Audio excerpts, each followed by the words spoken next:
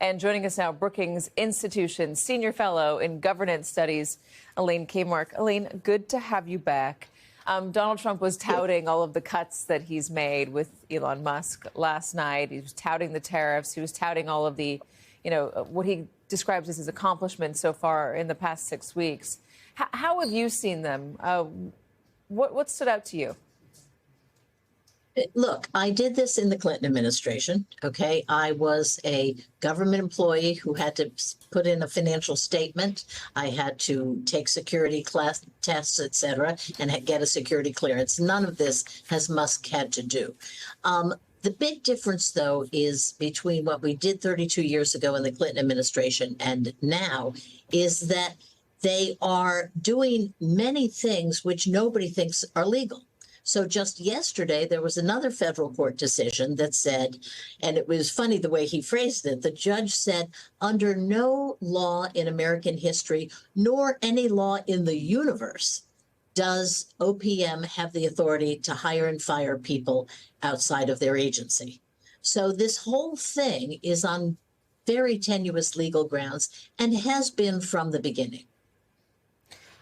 Musk's involvement on this, I wonder if it's going to go down as, if the American public is going to find it distasteful eventually. I mean, he's the richest guy in the world, and he's going and he's bragging about firing people, cutting out government programs. He called Social Security a Ponzi scheme the other day.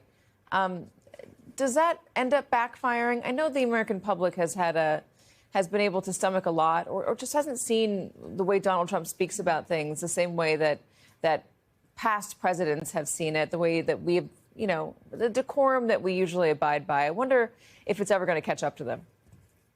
Oh, it's going to catch up with them. In fact, what Trump and Musk are doing, even though I'm not sure they realize it, is they're planting time bombs all through the federal government. And the time bombs are going to blow up on them as soon as something goes wrong.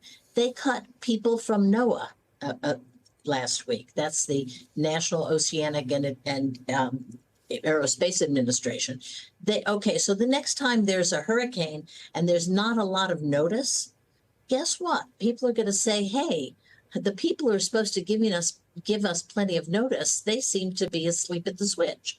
And they're fooling around with Social Security. And that, of course, is the third rail of American politics. You just don't do it. The minute people start getting their checks late or get inaccurate checks, or the minute people who are turning 67 years old and want to sign up for Social Security go to do it and they can't do it because there's not enough people to sign them up, this is going to backfire. And it's careless, it's chaotic, it's not the way to cut the government. And I'm a person who is in big favor of rooting out waste, fraud, and abuse and cutting workers, et cetera. But you've got to do it in a way that doesn't impact operations. And so far, they've shown no sensitivity to what the government actually does that the vast majority of American people want the government to do. Yeah, the government has grown dramatically over the years. Do you have a positive reading for anything that they're doing right now?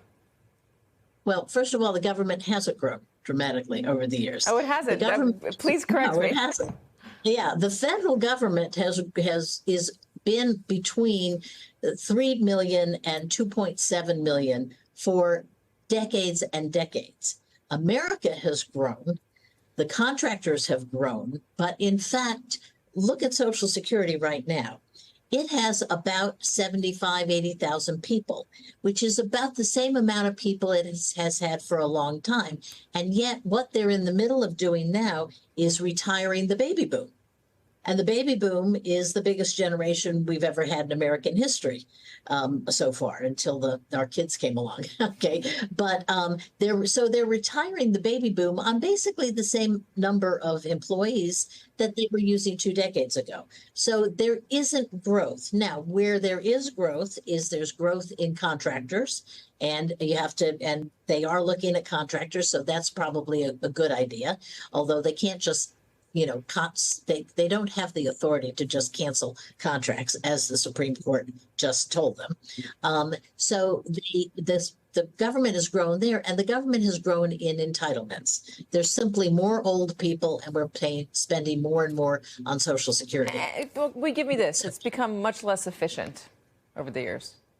Well, yes and no. Okay, Okay. yes and no.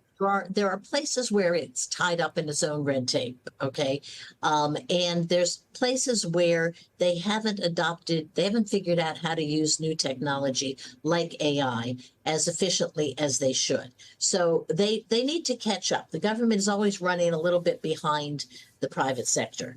And government has way too many regulations. In fact, when DOGE started, they said they were going to do a regulatory review.